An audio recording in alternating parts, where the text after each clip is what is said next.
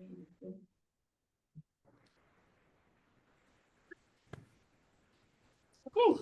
welcome everyone to the special meeting of the Library Community Center Comprehensive Site Plan Ad Hoc Committee. This is the first meeting of the committee and it's a special meeting. We have some notices about public participation. So at the beginning of the agenda, people will have an opportunity to comment on items that are not on the agenda, and then people have an opportunity to comment on specific items on the agenda. And I'm going to do the roll call. So when I call your name, just let me know that you're here. So Mayor Evelyn Sennheimer. Here. Councilmember Janet Braun. Here. Kristen Dubé. Here. Leslie Elder-Field. Here. Alexandria Levitt. Here. Bianca Richards. Here. Tom Afshar. Here. Rich Elbaum. Here. Tony. How? I'm not sure how to say it. Tony. No, Tony's not here. Jean. Not here. Victoria Rocha. Julie Serwin. Julie Wang. Jasmine Wong. Jasmine, just so you know, is not here as a participant, but she is online watching as a member of the public. She couldn't be here as an active participant tonight. So I believe that we have a quorum. Yeah, we have a quorum. That means we can vote on any actions that we have in the agenda. So again, the first thing on the agenda is public comment. General public comment will be limited to 30 minutes at the beginning of the agenda. If there are speakers who are remaining in the queue that couldn't speak in that 30 minutes, they will be heard at the end of the meeting. And I don't see any public comment cards in the room, and I do not see anyone online, so we'll close the public comment section. And the next thing on our agenda is Brown Act training from our city attorney, Stephanie Cow. There. And I am going to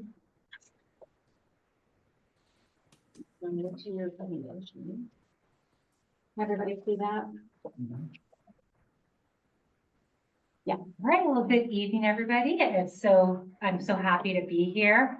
Sorry that you have to go through a Brown Act training. It's not an official 2-hour one. Thank goodness. I've been limited to 20 to 30 minutes.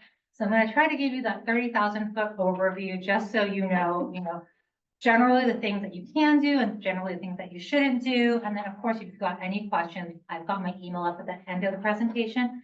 Feel free to shoot me an email. I'm also a resident of the city, so you might see me at the Farmers Market Pavilion. So I'm always happy to answer questions as well. There's plenty of time. So to be mindful of the time, I'm going to go ahead and get started. My phone's this way. Is it gone? No, it's not. Well, maybe more than 20 minutes. I just changed the batteries and I tested it and it worked. So I don't know. Let me see. 21 minutes. I'll talk really fast. But we all have a hard time. Yeah, we can, if you want, we can go along that way. And you can just tell me. And I can just change the slides. and I'll I'll let you know. Yeah, so we'll go to that first slide. Next slide. Oops.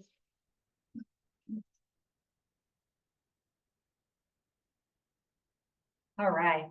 Well, California has a Bill of Rights in the Constitution, similar but not the same as the Bill of Rights in the U.S. Constitution.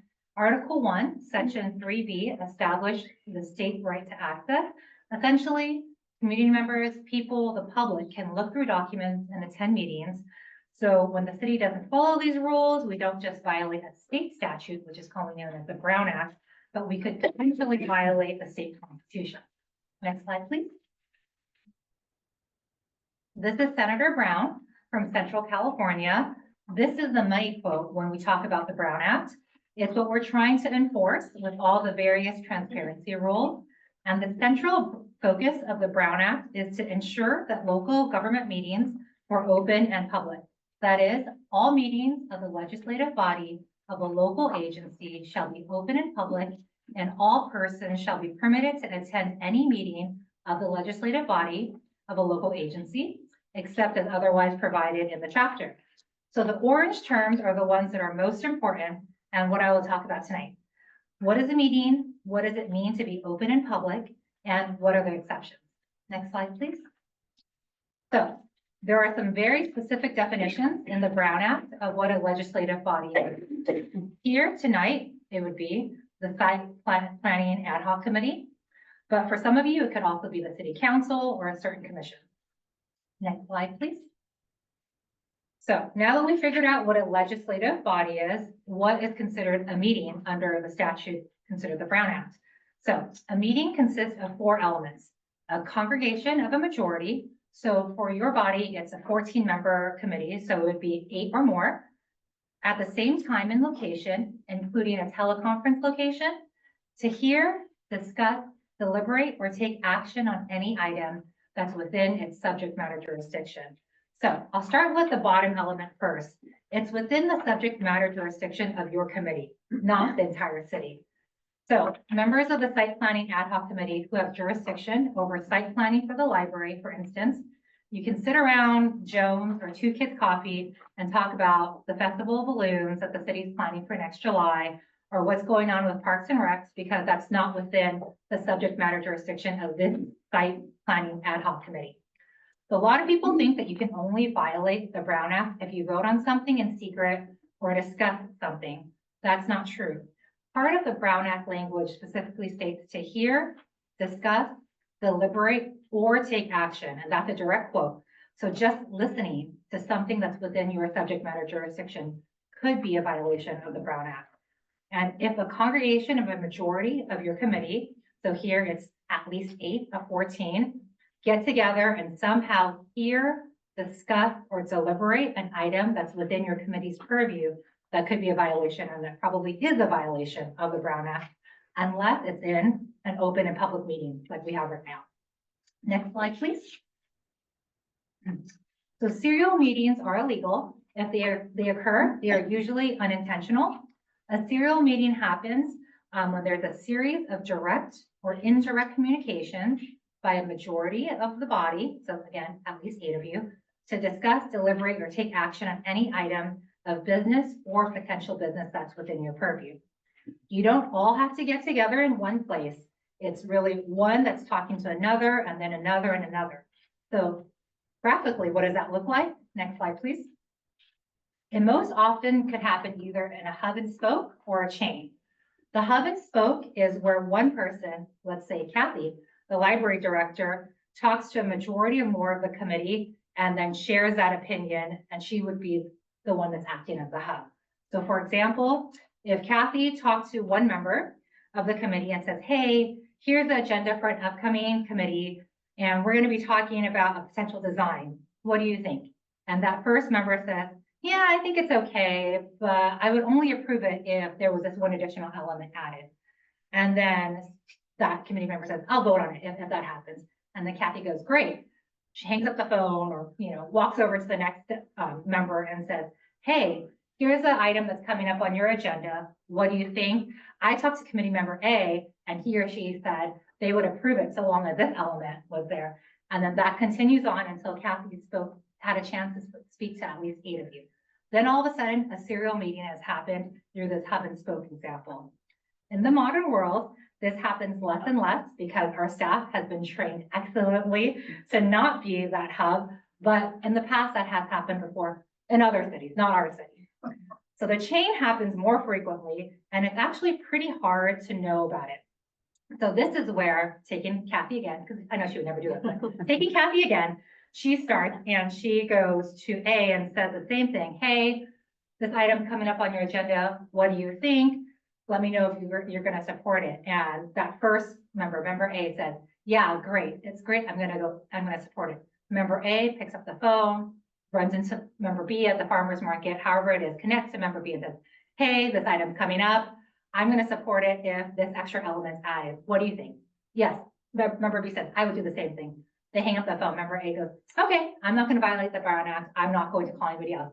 But then member B picks up the phone, calls member C and says, hey, this item's coming up. I talked to A. A will support it as this element's added. I'm going to support it too. What do you think? And then you get A, B, C, D, all the way till you get at least 8. Now, all of a sudden, you've gotten this serial meeting that's taken place in this chain format, and that would be a violation of the Brown Act. Next slide, please. So in the digital world, like I talked about, serial meetings most often happen. And nowadays, it happens most often in a group email or a text, even in comments of social media posting. There's now actually a specific section in the Brown Act that says even commenting on a social media post by another committee member, even if it's only one other member, can be a violation of the Brown Act. And that's been a drastic change in the law because, as you know, before, you would need at least a majority, right? So at least 8 of your committee. But now, if committee member A posts something about, agenda item about this thing within our purview is coming up, and then committee member B doesn't even have to write anything. All they have to do is click a thumbs up. All of a sudden, under the Brown Act, under these new social media rules, the Brown Act has been violated. And the difference is here, that was only 2 people versus needing 8. So just be really careful when it comes to social media. Our prediction is that these rules will only get more and more stringent because social media is becoming more and more prevalent. So what I always tell clients is if you're going to post on social media, post about food, post about your dog, post about cats. Don't post about something that's within, this committee's purview. You can do things like share, for example, if, this last week, PD had its unveiling. If you repost that, then that'll be okay because that should technically not be under your purview. But anything else, I would strictly caution you against it because even if there might not be a rule now, you don't want to be the one that creates the rule later for it. And I also wish, talking about social media and kind of our day and age, that Microsoft Office would invent an email platform that would eliminate the reply all function, because people also inadvertently get into issues with Brown Act. Because, for example, if Kathy sent out, the agenda report on tonight's meeting, and it had something that you had to vote on, for example, the resolution that's coming before you tonight, and you inadvertently click reply all, and you go, hey, that's great, and I'm going to vote yes on it, and all of a sudden, 2 or 3 or 4 more people do that, and all of a sudden you get a majority. You weren't trying to do that, but you click that reply all, and oopsies, now everybody sees how you're going to vote. So what I often caution clients on for that is instead of putting in the 2, just put BCC. So even if you do a reply all, it'll come to staff, the city attorney's office if we're on there, and Kathy, but it won't come to the remainder of the committee members. Next slide, please. And so, one thing that may look like a serial meeting, but that is an exception and is allowed, is when a city manager or a director or staff is doing what's called individual briefing. So that's different because it's unidirectional. And I'll give you an example. That's where Kathy might pick up the phone and call member A and go, hey, here's something that's coming up on your agenda. Do you have any questions? And then she answers your questions, but you don't give her any of your input or your opinions on it. And then she hangs up the phone. Now it's unidirectional and it's just to you as a committee member. Then Kathy could pick up the phone and do that for every single person, so long as the information that's conveyed is one way. And Kathy could answer questions, but she shouldn't be collecting an opinion, because then all of a sudden you could inadvertently enter into that hub and spoke example. Next slide, please. And here's that social media statute that we talked about earlier. And it's in the Brown Act under the government code. It says members may not respond directly to any communication on an internet-based social media platform regarding a matter that is within the subject matter jurisdiction of the legislative body, here this committee, that is made, posted, or shared by any other member of the legislative body. And that only applies to 2 members, like we talked about, not the majority. So the practice tip that we talked about, just don't respond to a fellow member's post on social media at all. Next slide, please. And I know we had talked about this before too. It's okay to answer questions, provide information to the public, or to solicit information from the public regarding a matter. Just make sure you're not doing it amongst each other's posts, because that could be viewed, again, no intention, ill intention on your part, but that could be viewed by a member of the public or somebody who's just trying to do a gotcha moment on the city as, hey, this committee is trying to violate the Brown Act. Next slide, please. So there are 3 types of meetings. The one that you'll see the most often is a regular meeting where the committee can come together and do anything within your authority, so long as you complied with the agenda requirements. I'll talk about that really briefly, but usually staff in our office will handle making sure that it gets published and out in time. For a regular meeting, it's as long as Kathy or staff posts the agenda 72 hours in advance, and there's a brief description of the items on the agenda, and it's posted in an area that's freely accessible and on the city's website, and that'd be considered a publicly noticed correct regular meeting. Next slide, please.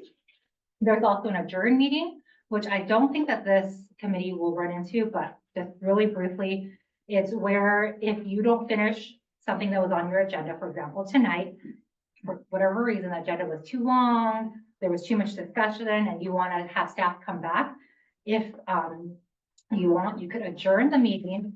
And if it's adjourned less than 5 days, meaning you come back less than 5 days later, then you can use that same agenda that had already been posted.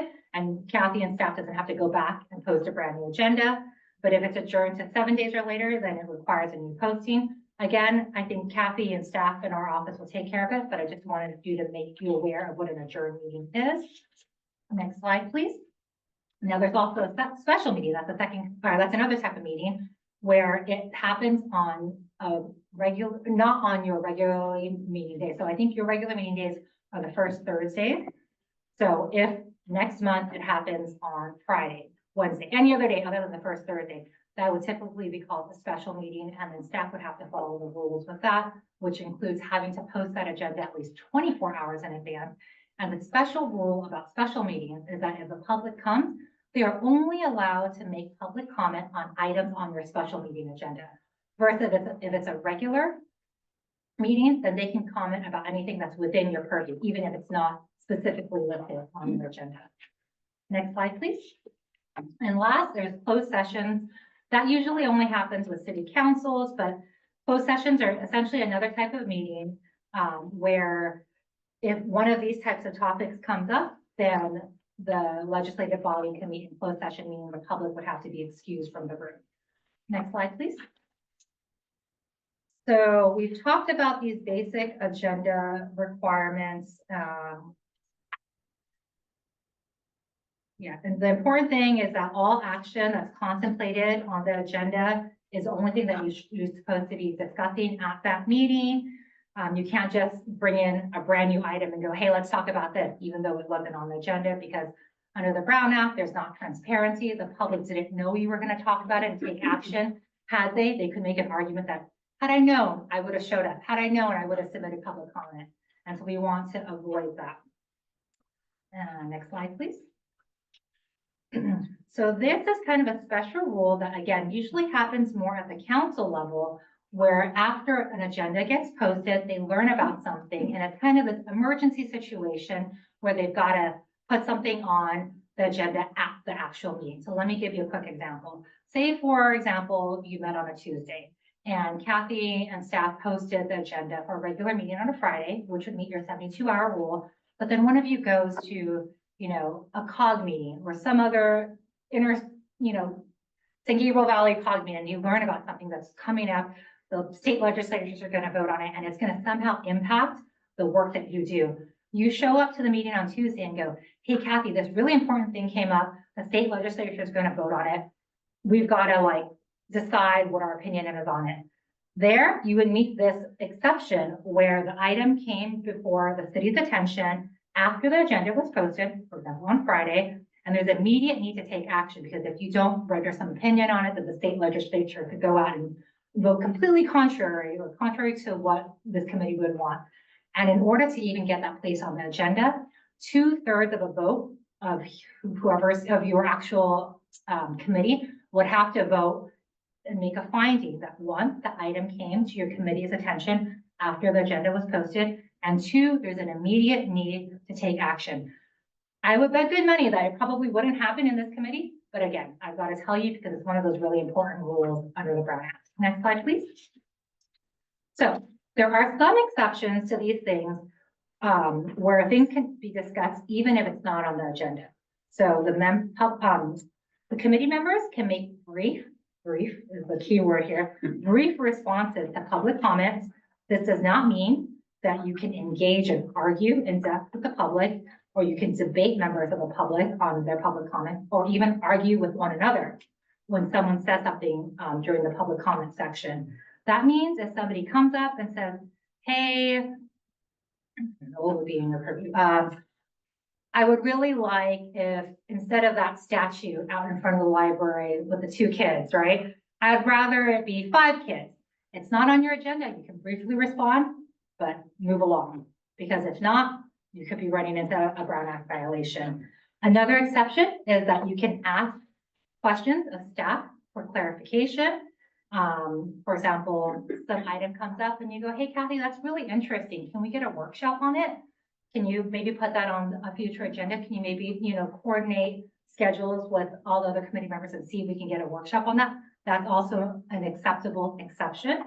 You can make a brief announcement. Hey, I'm going to be at the farmer's market before the next meeting. Come out and learn more about the next council item that's coming up. That's okay. And then finally, you can ask for a future report from staff. So similar to the workshop idea, if there was one really important thing to you that you wanted Kathy or staff to bring back at a future meeting, you can ask Kathy and go, hey, I really think that this particular item would be really important. Can we put it on a future agenda? That's also acceptable. Okay. Next slide, please. So there are things that look like a meeting that are not a meeting under the Brown Act, and they're specifically set out in the Brown Act as exceptions to meetings and agenda requirements. There's an individual contact where, you happen to run into folks at pavilions, or a constituent pulls you aside at, that police unveiling, electrical vehicle unveiling. That's not a Brown Act meeting, even if more than a majority of you go. I'm not saying that only 7 of you can go to the farmer's market. That's absolutely not it. So long as you don't get together and talk about something that's within your committee's purview. You can also attend another body of the city. So you can go to a city council meeting. 8 or more of you could go, including the mayor and council member. So, and that would not be a Brown Act violation, so long as, the 8 of you don't huddle together in a corner and secretly talk about the site planning, the committee subjects. There's also social or ceremonial events. So for example, if you go to somebody, you've got mutual friends and you go to their birthday party, you go to a Little League party for opening day, that's also okay. The key to all this is you can be together, 8 or more of you can be together at these types of things, or you can accidentally run into each other. Just don't congregate and talk about something that's on your committee agenda or might come up in one of your committee agendas. Next slide, please. Wow. I forgot that was in there. Quick question. I know we're gonna go do some site visits, I think, Yeah. Kathy. So how, is that gonna be a meeting? How does that get noticed and all that kind of thing? So when there are site visits like that, and there are going to be a majority of you, at least a majority of you there, we would typically agendize that. And then do you take public comment before you get on the bus and go or something? I would do that just to steer clear of any kind of note that, hey, you didn't talk about it. What I would do is, even if it's on a regular meeting day, I would work with Kathy and set that as a special meeting. A special meeting. So that anybody from the public does come, all they can talk about or ask you about is that specific site visit, not all the other things that could But come. then are you allowed to get on the bus and go? Because then the meeting's kind of a travel on the meeting. Just don't talk on the bus and then get there. And then if the public joins you there, then continue with your conversation. I get it's theoretical and, it's tough, but just know that those are the rules that are out there. And, Okay. talk about something else. Talk about your kids, talk about, and then once you get to that location that's open to the public, and if for whatever reason that member of the public's there, then they can fully participate. So here's a slide that shows the difference between the traditional Brown Act, which is on the right side, and then teleconference rooms under the new AB 2449. These rules came up because of the pandemic and folks weren't getting together in, small spaces. I don't think that there is going to be an instance here where you'll be meeting or you'll have a member meet telephonically. But if there is some reason why you absolutely need to call in via Zoom and be a committee participant versus just a public participant, let Kathy or somebody from the staff know in advance so that we can work with you on whether or not, one, that's even something that the city as a policy wants to allow, and two, if so, so that we can agendize things properly. Next slide, please. Typically, if you have to take something telephonically and you're gonna be a voting member, you have to say that where you're at and the public can come to you. So if you have it at your house, they can show up at your house. That's exactly right, under the Yeah. traditional Brown Act. Got it. And then even if like you're in New York, in wherever, Vegas, you would have to actually post the agenda or have the hotel Right. post the agenda. You have to open the door at your house, you have to open the door and let the public in. But if you were under these newer teleconferencing rules, if you meet certain criteria, like emergency circumstances, there's very, very specific rules to that, then you don't have to post. But again, it gets a little bit dicey on how often you can do that, and two, if the city even has a policy that allows. I know a lot of cities are just, let's not even get into that. So, but again, if that comes up, talk to staff beforehand, well in advance of the agenda posting deadline, and we'll work to see what's manageable and what's allowed. Okay. For regular meetings, the agenda must provide an opportunity for members of the public to directly address the legislative body, here the committee, on the matter that's within your purview or your subject matter jurisdiction. So for the city council, subject matter jurisdiction is generally anything that happens within the city. For this committee, it's not going to be that broad. So for example, if somebody from the public comes in and says, I really want, the swings at Orange Grove Park to be fixed or Garfield Park to be fixed. Sorry, that's not within your purview. So even though it might not even be something that's on the agenda, because it's not in your purview, that's actually not an acceptable public comment. I will say in practice, sometimes that happens and the committees or the commissions or the council will kind of just let them have their 3 minutes. That's a policy choice, but under the Brown Act, that's not something that the public is entitled to talk about. In addition, the Brown Act requires that the legislative body submit public comment on any item that's either before or during the body's consideration of the item. So for each item that we've got tonight, what Kathy or whoever is in charge of the liaison will do is there any public comment on this item? And then you talk about your item, you deliberate on it, go to your next item. Is there any public comment on this item? And that's again, just something that the Brown Act requires us to do. It doesn't seem like there's any public tonight. I don't think you'll be here that long, but that's just a protocol that you'll probably see come up again and again, and that's the reason why. There is a relatively newer law that that relates to public comment, and that's if somebody from the public calls in or shows up with a translator. So for example, I think city council, you usually give a 3-minute time limit, and somebody comes in with a translator, you've got to double it. So it makes sense that like you're not going to have a translator take up, 2 minutes and 50 seconds, and then, or the person that's speaking and only let the translator do 10 seconds. The translator will have to have exact same time. And finally, there is a right to speak. The right to speak is not a right to be heard. There's no legal authority that the speaker needs to be heard. It's probably not a good political practice, but if somebody comes in and gives public comment, they can say whatever they need to say within 3 minutes, but whether or not you actually hear them, that's not something that they're entitled to. Just kind of a little nuance there. Next slide, please.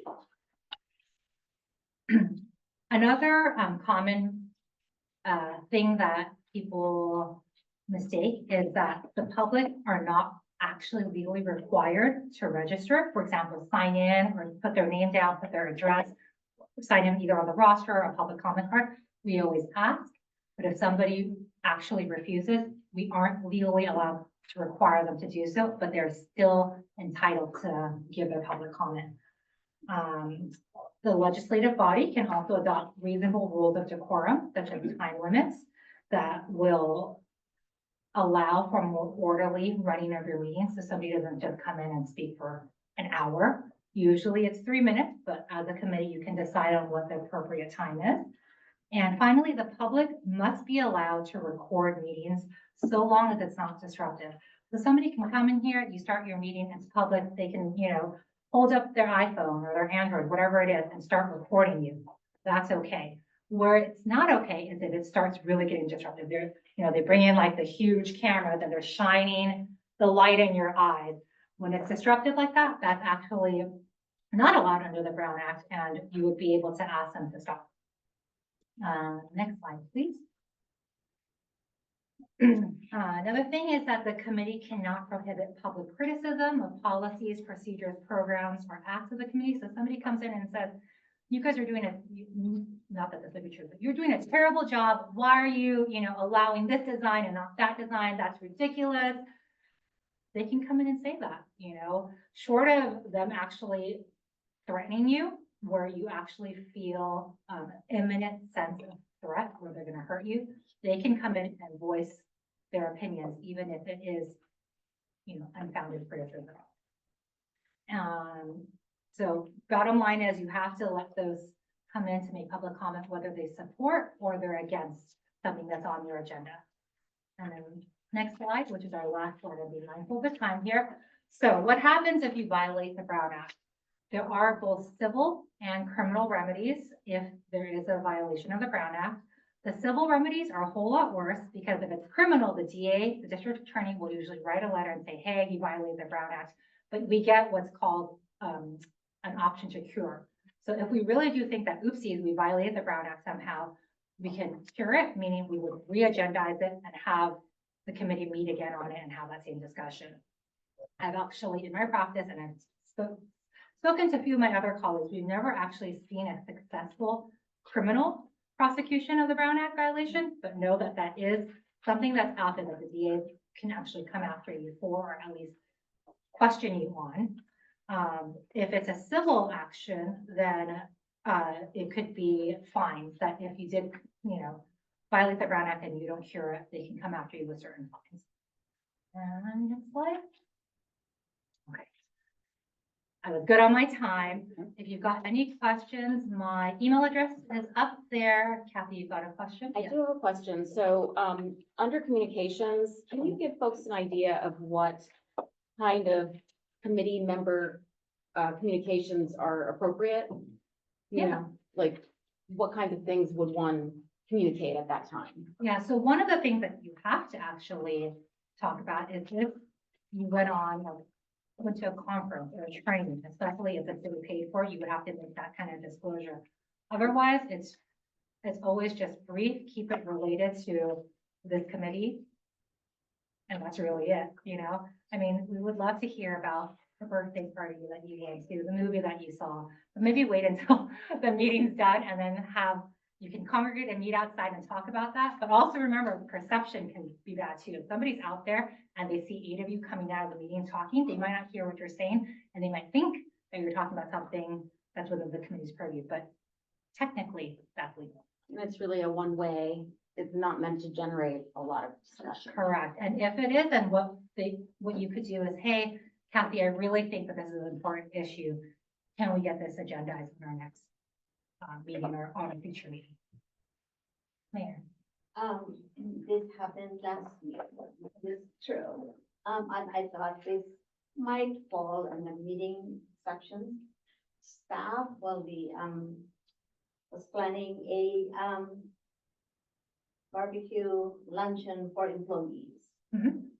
And then, they described what the, luncheon entails. There's gonna be a contest of recipes and all that stuff, and there will be awards for, the top employees. When I replied, I copied Roxanne, our city attorney.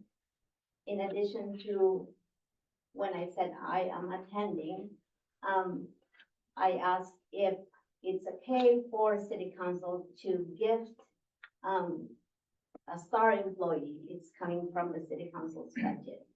Well, I wasn't addressing to, a legislative body. I addressed it to, the acting, city manager, and, I did not see that staff was copied.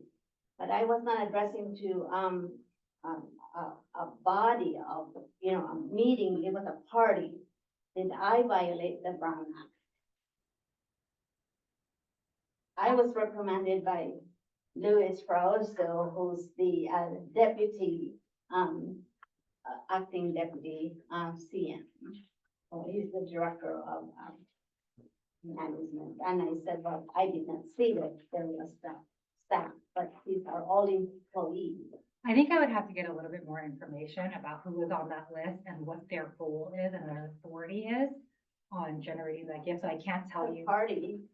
Yeah. I mean, it's a luncheon. I completely understand that. I'm just wondering if there was some other, Roxanne did not, said it's okay for city council to, award, it's not a gift of public funds. So she did not say that, I violated on that. I was literally not addressing a, legislative body, it's a staff, employees, and we were talking about a party, a luncheon. so I would have to look at that more. One Okay. hypothetical that I could think of is if somehow that would come before the city council for consideration and approval, and somehow you made a determination without hearing the entirety of it. It could be something like that, but again, I wasn't on that email, I don't believe, so I can't give you the 100% reason why that response was given to you, but I can look into it Okay. and let you know. Yeah, I don't want to represent one way, but it doesn't seem to me that it is, but perhaps I'm missing a piece of the story there. Yeah. Yeah. Thank you, And, Stephanie. Yeah, no problem. Again, you've got my email. I think my email should be on that last slide. If anything else comes up, feel free to shoot me an email, flag me down in pavilions, whatever it is, you just let me know. Thank you. Thank you. Have a great evening. Thank you. So our next agenda item is, I'm excited to introduce you to someone who has a ton of experience in this area. He's gonna give us a little talk about kind of what to expect this process from this beginning phase all the way through to, you know, what construction looks like. So that's what we're looking for from him tonight, is to help us kind of get a good big picture of what this looks like. So Harry Porter, who's here with us from the East Coast, very late at his house, was a longtime Southern Californian, decades of experience as an engineer and with things like architect selection, the public planning phase, developing concepts for buildings, the bidding processes, design and construction. He's worked with a number of cities, and the thing that we love is that he managed the city of Santa Clarita's Newhall Library construction, Right. which is a beautiful new library, 28,000 square feet, right in the historic Old Town Newhall in Santa Clarita. So Harry, with that, I'm going to turn it over to you, and welcome, and thanks for being here with us. Well, thank you. Can you hear me okay? We can. Good. I will say to everybody in the committee, this is a very important part to the ultimate design of your community center and your new library. It cannot be minimized in any way that if we don't know what we're going to build and determine that, we're always, well, we don't know what we're doing. That's the first thing that they ask engineers, and they ask cities, why did you do it? Well, the city has a need. Just so you all know, I've been to your library many times. I lived in Alhambra. I've been to your community center, taken a Tai Chi there and some dance classes, and it serves a vital function for the city. Both of these activities, and what we're doing is we're going to select an architect that will do a needs analysis to determine what our needs are, and we'll do some planning as to what those spaces will look like. This initial phase won't be the design. It won't be architect. You'll come up with architectural and other plans for that later. This what you're doing will select somebody that will meet with your citizens, meet with you, and determine what you have, what your needs are, and measure that against some criteria for libraries and what services that you want to provide. I understand that. I mean, it's when I say very first step, you're looking at probably a 9-month process here to do all that scheduling. If you go forward with design, you're probably looking at another year to 18 months. So you're not selecting that architect. What we're selecting by this proposals that have been submitted to the city is the person that would just come up with their needs analysis. And I assure you, for 28, 30,000 square foot library in Old Town Newhall.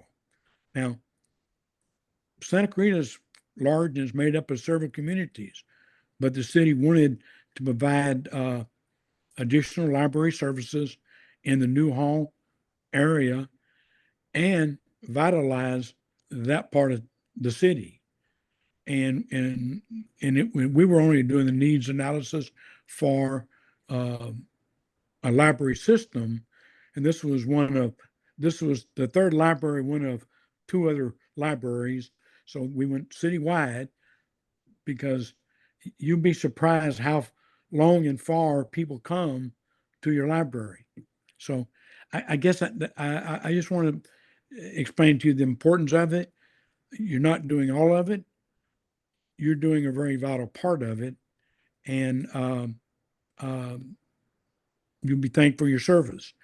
And I promise you, if I had a dime, and I tell this to people all the time, if I had a dime for every time someone asked me if we still need libraries, I'd be a pretty rich person because they're not only needed, they're vital. And I also know what your community enjoys, that community building with the people that it serves and the meal that it serves. So you think of it as not having two different factions. You have all the same faction wanting to provide the needs of your city and your library and your community center. Kathy, anything else I could add? I wanted to ask you, I guess one of the things that I've been thinking about is, what's the end product from this phase? And I know that we have submissions that were from a request for qualifications. So once we select someone, we still have to go and kind of figure out the scope of work, right? Of exactly what that that selected architect is going to do for us. But what do you think we will, at the end of this, when we talk about a site plan, is that, a big report document, or what does that look like? Well, what you should get, and as you look at these proposals, first of all, your scope of your work, the city outlined in their request for proposals and request for qualifications. So there is a segment of work that has been identified. Uh, the main product for that is uh, a showing or a report written of what your needs are. How many? Let me give this for an example. And for the library that we had in Old Town Newhall, I had a document that told me how much space I needed for the children's part, how much space I needed for the teens, how much space I needed for um, the adult portion of the library. Additionally, we also knew that we wanted in that library some meeting rooms. Now, some of that may be overlap with your community center. And we also wanted, we found a need for places to go study. And so there were study halls or rooms that 3 or 4 adults or kids could get in a room and talk out loud and do homework together. So you'll come up with a document that will tell you, like for your community center, you're going to have a warming kitchen. I know y'all serve meals. You'll have a facility for like what you have now. I'm assuming where we did Tai Chi and the dance lessons, you'll have that space. You'll identify the size of what that space should be. So it has to be in written form first. If it's not written, then you really don't, to me, that's the end product. And I can also tell you through the entire process in Santa Clarita, as that project manager, when different factions or departments came to me and said, I want to put this in your library, we should do this, I would say, well, that's good now, but that's not in the program. That's not in what council approved for us to do. So if you want to go back, talk to council and add that, we can add that. But I wasn't building the library. I was building a program that a building fit around it. And that's what you're going to have. Now, you will get some drawings, and there will be some space drawings, and they'll have to figure out something to give you an idea of where everything could go. That may not necessarily be your end result when you go to hire your designer to do design. That would be his starting point. So you'll get other, as they say, bites at the apple to look at this along the way. But you should get from these consultants, meeting with the public, meeting with yourselves to determine what your needs are, what you want. You should, and you that should be a thoughtful process that they go through. They should give you a written document describing your need, what your needs are, and if they don't give it to you and tell you how many people it will serve, like a room, we all know that you've got a room size, but that room size has to fit 100 people, 50 people, and they'll tell you what you can do in it. Then they'll give you a space plan of some sort, and that you'll have to, however you manage that, you may have to get them to go through more actions for that, because you know who you have to show it to. And giving somebody a 10 or 20 page report and say that's it, that kind of leaves everybody feeling like they didn't get what they wanted. You have to show them, here's where we think your children are going to be, and here's where your tweens are going to be, and your adults, and things like that. What programs will go in there? The only thing that we added at Santa Clarita, and they dropped that on me at the last minute, and fortunately they had some money to pay for it, was the computer kiosk. You can actually go in and check out a computer to use in the library. And uh, uh, I don't think in Santa Clarita there was ever a moment, and I've been in your library in South Pass, and there hasn't been a moment that I went in there that it wasn't packed. And the same thing with Santa Clarita, it was packed. If you go to all your surrounding libraries, they are waiting. People are waiting to get in the door, and they stay as long as they can. Does that answer your question? Yes, thank you very much. Okay. Appreciate your input tonight, Harry, and I'm glad that we'll have you as a resource as we move forward. Welcome to do Thank it. you. Thank you. Do we have a question? I guess we have some, no questions? No? I was just telling him good night. Oh, good night. Okay. Oh. Good night. It's just-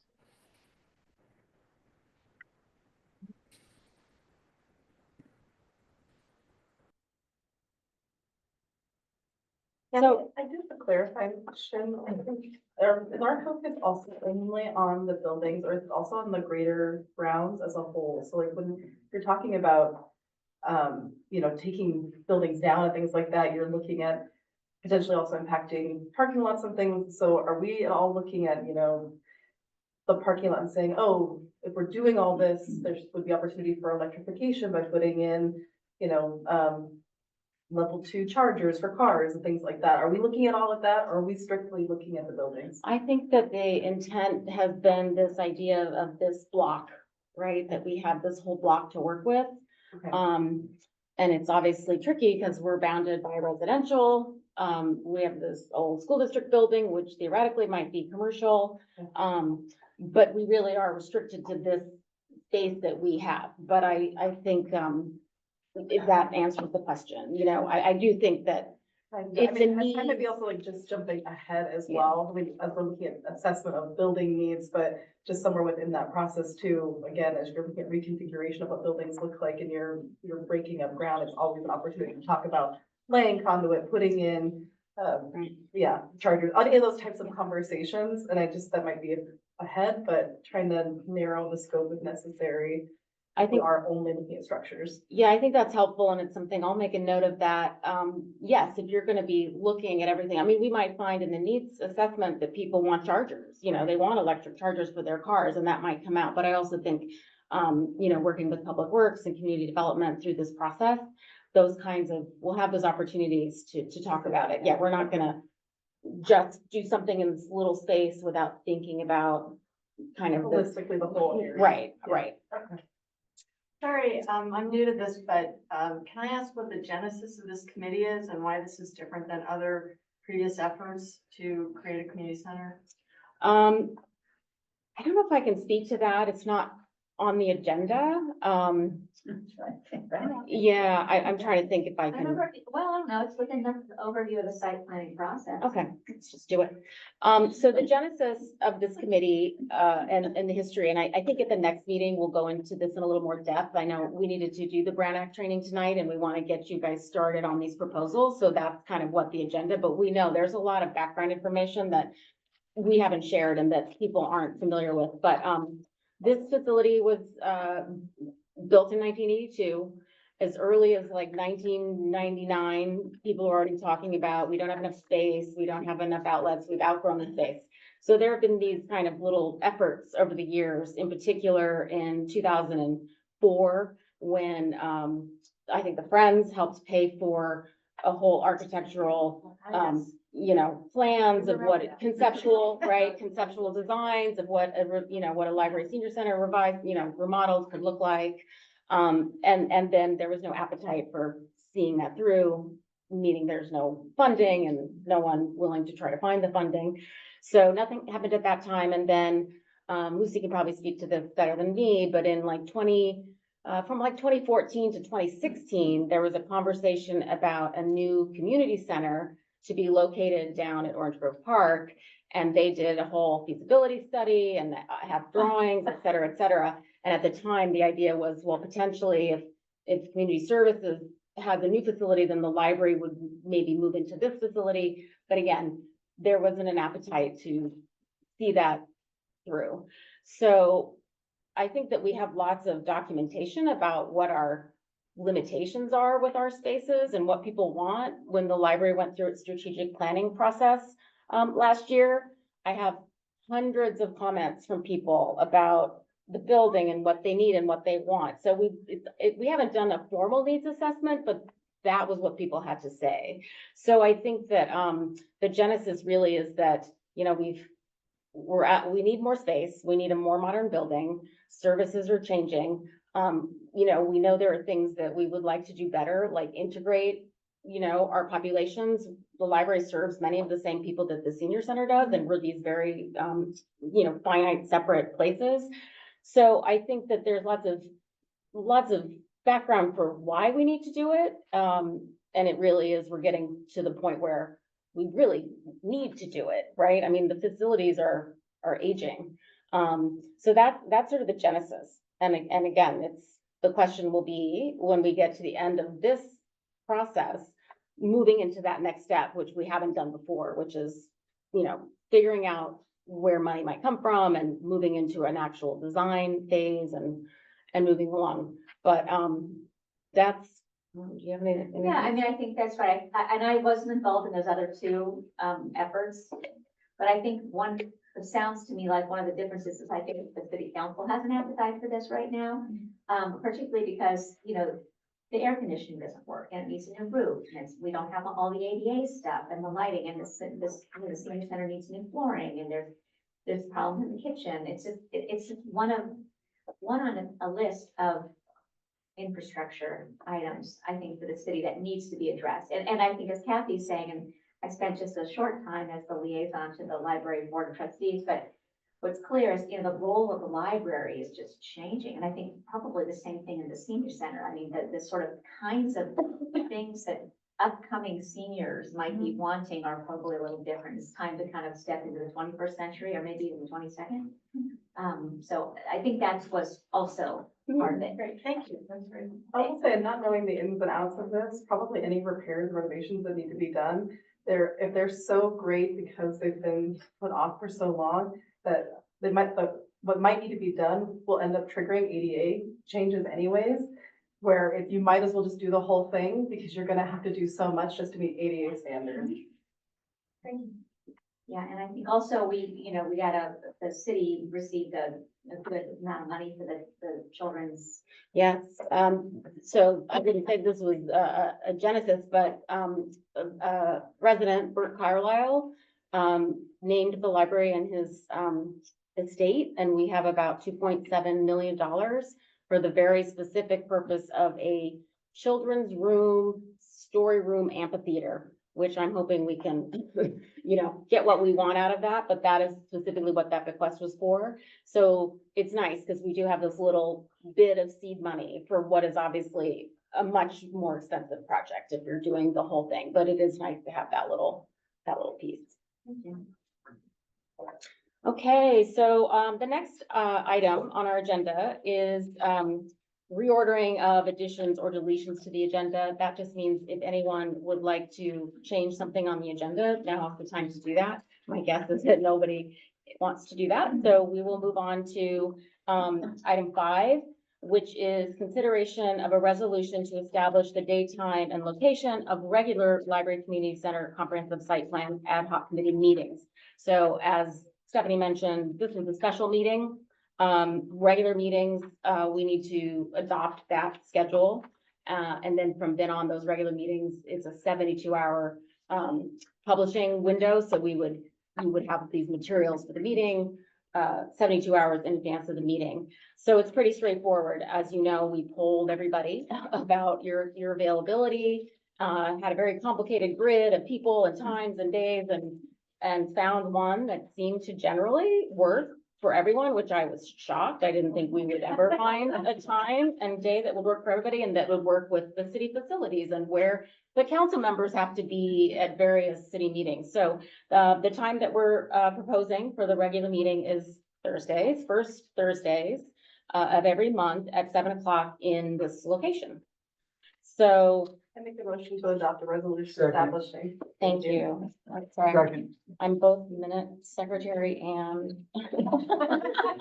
Right, do it all. So I have a motion. Is there any further discussion? I just have one, but, I know it's important to attend the meetings, but as a member, can we be excused for some of the meetings, or what is that like? I sure hope so, because I can't be at the next one I in know. September. I know, and I can't be at the next one either. I mean, I think, yes, I mean, obviously, if people cannot be here, they can't be here. If we don't have a quorum, we wouldn't be able to take action on items. Yeah. I know that some commissions, if they don't have a quorum, they just adjourn the meeting to another time, but often like with the library board of trustees, we have a lot of items that are not action items. They're discussion, they're sharing information. So I don't know, if we didn't have a quorum, it doesn't necessarily mean we wouldn't have a meeting. But yes, I anticipate that with 14 people, there will be times that people won't be here. I don't know, I know with commissions, there are some rules about how many meetings you can miss without, I think it's. and in the 3 in a year. There's a time frame. But I don't know if it's the same for But I the think ad hoc that committee. applies for the Yeah. City. Yeah, I don't But know. if you're unable to attend, all we ask is that you email Kathy and I so that we have a record of it, and we will forward that information to city clerk's office because they will keep a record as well. Well, I mean, if we already know, like, Victoria and I already know that we can't make the September meeting. Yeah, as long as we have 8, Yeah. we should be fine. If we have less than 8, we can continue to have the meeting as long as we don't take any action. So as soon as we know when we can't, come to a meeting, we should Let us know. okay, got it. Okay, so we have a motion and a second. So I'm gonna do the roll call and have everyone vote yay or nay. So where's my, sorry. So Evelyn Zenheimer, Yes. Janet Braun, Yes. Kristen Dubé, Yes. Leslie Alve Field, Yes. Alexandria Levitt, Yes. Bianca Richards. Yes. Tom Afshar, Yes. Rich Elbaum, Yes. Victoria Rocha, Yes. Dean Serwin, Yes. motion passes. Thank you for that. So now, I have to read the resolution. Okay. We just want. Okay. So the next item is really the meat of the meeting, I think. So let's get into the staff report that we produced and provided for you, just sort of, gives you, the background on where we are with selecting and soliciting these proposals. So we did this request for qualifications in December. We received 13 applications, or submissions. And we've since gone through, kind of a first round of review, which was a very formal, rating and ranking process. Then that enabled us to decide, you know, kind of a smaller number of, submissions for this committee to look at, because 13 would have been a lot, and we didn't want to have you looking at, submissions that did not rank well. So we're down to 6, submissions that, I think you'll be really excited to look at those proposals. We are going to, ask you to try to review them in the next couple of weeks, between like tomorrow and the 16th, which is 2 weeks. We're not asking you guys to do any kind of, very structured formal ranking. It's more about, and we have some instructions that we'll hand out when we give you the proposals. Getting kind of feedback about various things. So you don't have to say, you know, number 1, number 2, number 3, more just input and feedback is what we're looking for. And things like, you know, when we interview, if we interview these people, what are the questions you would like to know, you know, things like that, that might come into your mind about, well, I really like this one, but I don't really understand this, or I'm not confident about this, you know, so all that kind of feedback will be really helpful. Can I just interject yeah. one thing? And this is not, these are not the architects that will be actually doing the work. This is just the ones that will be doing the assessing the needs. Correct. And there are, in several of these proposals, there are a landscape architect and a cultural heritage kind of person. So it's, and also how they would reach out to the public. So I think we're really evaluating these right for sort of the things that we are looking for in this round. Right. Public outreach, it's sort of Exactly. general, like what the needs of the space are. And I think often, if you have a good experience with your kind of site planning, architect that you use, they will very likely apply or submit when you go out to bid for the design phase. Those people are gonna apply and wanna do it. And often you'll use the same person for both, but I know Altadena did their site planning with one architect and then picked a different architect for design phase. So, but yeah, so you'll see their proposals are, the focus is on the needs assessment, the engagement, and getting that information from the community. And then, as Harry said, I would anticipate, and what I've been told by architects, is that the end result, you get some kind of conceptual idea of, in this space, here's what's possible, versus here's exactly where the children's room is gonna go, and here's where this is gonna be. So we'll have something that's a little bit visual, but yeah, that's what these people do. So you'll see in their proposals, they're showing you a lot of finished product, and that gives you a good idea of, I guess, you know, kind of what. There's a little bit of overlap. Yeah, right? exactly. Because they're gonna have a certain design. Yeah. And I don't know how it looks. No, I think it's the way the request for qualifications was written too. So they're a little bit broad. So the question, Just a question about all this other historical sort of site planning or looking at, is that going to be pertinent to what we're doing now? And at what part of the process would that possibly come in? I just wanted to ask if that's gonna be put into this at all. at some Um, point. for example, the plans that they Yeah, developed. You in- said all these other plans and pieces were done in the past. I would think that, in my opinion, they're too old, but that you might be interested in them nevertheless, so that we would make them available on the website, so you can see what happened at that time. And you can see what they designed, and certainly whoever we select may want to look at those materials as well, but 2004, you know, it's just a long time, right? It's different, and, the design is really interesting. It's like this two-story, I mean, you know, it's something that in my mind, operationally would be impossible to, we couldn't staff it, you know, so I think the design is, that design is, got people, was to kind of get people excited about what could happen, but I don't think it's a very realistic design for us now, 20 years later. But you're welcome. We're happy to put, we're gonna put more things on the website so that people have access to some of this background material, which you'll see when we talk, what's there now for you. Yeah, thank you. Just to clarify, so the proposals you received from these 13 architect firms is based on the scope of work that's attached here? Yes, correct. And are you saying that there's a chance that these firms may continue on and with the design too, or is it only the feasibility scope? Well, this is only the feasibility, but, what would happen then is the city would go out to bid again for someone to do the actual design work based on the needs assessment that this first firm comes up with. But that first firm would likely bid to do the design work, but They would not be disqualified? I don't think so. They are not No. qualified. Okay. Many of them specifically asked that question. Just for full disclosure, I worked for one of these firms in the past, but they're not in that shortlisted section, so. Other questions? The other piece of this then is interviews. So staff are gonna be doing, reference checks on these 6 in the next couple of weeks while you're all looking at the proposals. And after we've gotten your feedback and had the opportunity to kind of synthesize it and make sense of it, we will be doing interviews with firms. And what we would like to do is, there'll be staff members on that team. And we'd like a couple of people from this committee. So I think, what I will do is email you, if you're interested in participating in those interviews, you'll let us know, and then we'll just pick at random, like the 2 people that, out of that pool of people who expressed an interest in being on that interview team. So we'll send an email about that.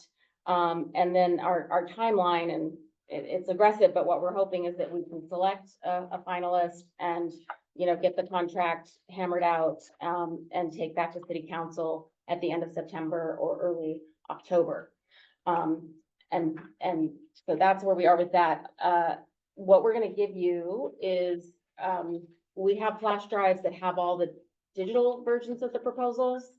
And, we will have set, I don't have many sets of the hard copies, but what we're gonna do is have sets, that folks can borrow for hard copies. So, you know, I'll send you an email, but it'll be like, I'm gonna take those for 2 days, and people will take them. We'll just do the best we can sharing them. So you will have the ability to look at the hard copies, because you know, it's a little hard to do it digitally, I think. So I think you'll wanna, look at them in paper. So I will send an email about that. Lucy, do you have that instruction document? Do you have, can I see one of those? I think I didn't keep one for myself. In terms of the content, they're identical. even though- Yes. Yeah, Yes, they're identical. The digital and the paper are identical. It's just some Format. people wanna flip through it, you know, put Post-it notes on it. So again, we'll give you that flash drive. We'll make this available to you. And then, we have another document that's not part of your packet, but that will give you with the flash drive. And it just kind of gives you, again, you know, how to go about providing this feedback back to us, you know, what format. It gives you some, suggestions about things to think about when you're looking at the proposals. And then it also provides, links to a number of things, including, these are all on the website now, so you can go and look at them. And these might be things that you're interested in general, but they might help you with this process. The strategic plan, the library strategic plan is up there. The Community Services Department, organizational and operational assessment from last year is there. We have a number of facility assessments that have taken place. There's a 2006 ADA assessment. There is a big, condition and program assessment that happened in 2014 as part of this community center idea. And then last year, the library had a very in-depth facility condition assessment. So those are all available to you, so you can kind of go and see what might be going on. Again, there's more things related to the 2014 to 2016 community center stuff that might be useful. We have the nomination, for the community room to be a cultural heritage landmark, so that might be of interest. So those resources will all be available to you, and we'll continue to add on the website information as that we, think of that would be of use. So that's kind of those are the next steps. Do people have questions about any of that? Just unfortunately, some of the links were broken when I was clicking. Oh, on they them. were, they just did them today, so I'll have to check. Like 3 of them. I checked like the first 3 and then I was like, oh, I think it's good. I think I was in the last one. when I Okay. started clicking. We'll check them tomorrow and make sure that they're working. So again, what we will do is we'll be giving you this little instruction sheet. We'll be giving you the flash drive. We'll be emailing you some digital copies of things as well. And then hopefully we can get that done in 2 weeks. If people are struggling to do that and, just people aren't able to get it done in that window, let us know and we'll figure that out. Questions? Any questions? If no questions, I think that we let me go back to my agenda and make sure, we'll do our comments and whatnot. So, communications, there's an opportunity at the end of the meeting for committee members and staff to communicate anything they want to communicate, which is why I asked Stephanie to describe what that was about, because it's not always clear. I guess if you watch council meetings, you get a sense of, council members will tell you, that they went to this meeting and this happened. So we can just go around, and if anybody has anything that they want to share, we can do that. So Kristen, you wanna? Yeah. Happy to be here is what people are doing. Excited for the process. Same. Happy to be here. Excited. I spoke to, Assembly Member, Mike Fong, about, grants, our library. Because as of this year, he doled out just for Pasadena to say, we're going to retrofit our, library, they got $8 million. Sierra Madre got for the library $10 million. And I think Alhambra got 25 million. So despite my ask from the former city manager in May of 2021, that was one of my requests when I first met her, that I want for city to hire a grants writer and also to coordinate all the grants writing department. 2 years later, I was told that they're not ready. So I spoke to Huang again, and I said, when can we submit? I think we're gonna be ready this year for next year's allocation. He said by July 2025, I would have allocated funds. So we need to apply early. I can contact his office again. But I think we're ready to at least ask for $10 million or more, because our project is really huge. The question is how far along in the planning process do we have to be? But I know about the Pasadena thing. Right. So that, yeah, but I think we have to stay on that. Well, and I think the idea of asking him, when do we need to ask you in order to be given money in a given year is really helpful. Yeah, they have criteria. Yeah. And also, I spoke to Congresswoman Judy Chu, and she's amenable. They have certain categories that she can fund, give us some grants for the library. So I'm gonna keep on that and hold her responsible. But I told them I need some criteria, so I'm in contact with the field director and see what they can give us. Even a small amount will do. They have plenty of money in DC, and she is the holder, she is the member of the appropriation committee who doles out money to everybody. So it's important. I'm hopeful that if we, get to the point where we have people lots of times say shovel ready, and I know the state had about $360 million for libraries, not this year, but the last. And many of those projects that got big 10 million, it's because they literally had the construction documents and they were ready to go. So they were gonna pay for it somehow themselves, but then they got this extra money. Right. So at some point, we will be in that same position, and maybe not construction documents, but design documents, and we really know what we're asking for. You'll see some of the firms, they list like additional services. A lot of them list like a cost. Somebody who knows about this probably knows better than I do, but someone who actually kind of does that cost estimate, so that you can then go and ask for money, even though you're not ready to build it yet. Right. So that, at some point, we would have an idea of the cost. Yes, I look at the form for, the Congressman, Chu. Mhm. It's a 2-page form, and it's like, Easy. it's so simple, but then you can add supplemental documents. Like these are our estimate costs, and you can do, present your assessment, all those explaining. And then by then we could have probably chosen our, building designer or architect based on RFP. By then we could be ready, but it's very competitive. That's. Some of these firms, especially that work with public agencies, will even offer services to assist you in writing appropriations and grants requests as well. It's very helpful, the, Congressman Judy Chu's, office is very helpful, and, the chief of staff of the DC that, we can, probably recommend somebody in their office here in Pasadena to help us. So that's very helpful. Thank you.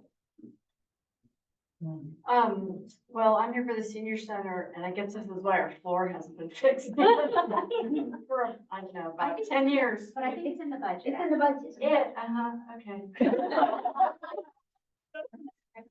We'll believe it when it happens.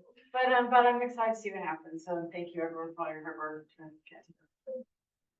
I think it was 60,000, but it is. The problem is getting it done. I think it's a really. Uh-huh. And the RFP, Yeah. that needs to be ready. Money. The money's there. The money's there for this project. But for the library project, the ideas are there, just the money's. The money- Yeah, right, it's the opposite. Yeah, with like a couple of million added. Yeah, exactly. Just happy to be here. Yeah, and I'm happy to be here, and it's always nice to, get onto new committees and meet new people in the city. Because sometimes we're so tunneled, we don't get to, get to meet new people, so happy to be here. I'm happy to be here and excited to participate in this exciting project.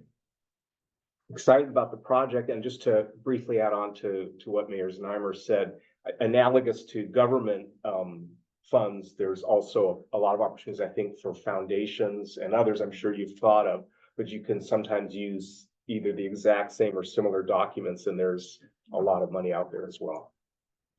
And I think it's, staff comments, I'll just say that I think we have a lot of great expertise on this committee. So there may be times where we do a subcommittee of a couple of people who, have knowledge about private foundations and fundraising, or someone who knows about the whole process, because of the work they do.